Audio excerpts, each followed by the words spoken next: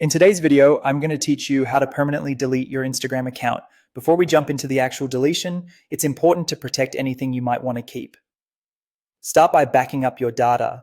In Instagram settings under privacy and security, you can request a download of your information. That package includes your photos, videos, messages, and other profile data.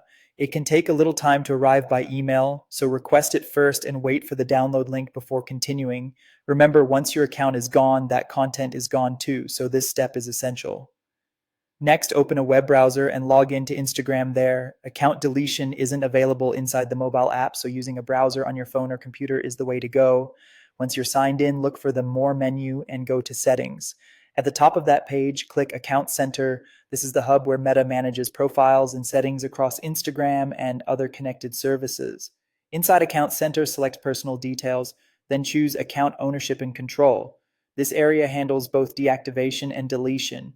Click deactivation or deletion, and if you have multiple Instagram accounts linked, make sure you pick the exact account you want to remove.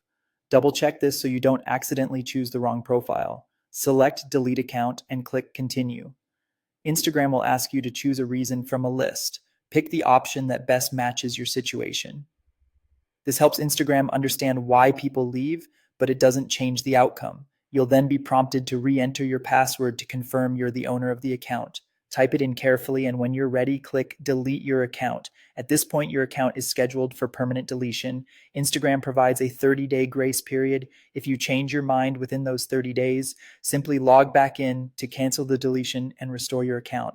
After the grace period expires, your profile, photos, videos, messages, followers, and all associated data will be permanently removed and cannot be recovered. That's why the backup step at the beginning is so important and why you should be absolutely sure before proceeding. As a quick note, deactivation is different from deletion. Deactivation hides your profile temporarily and lets you come back later.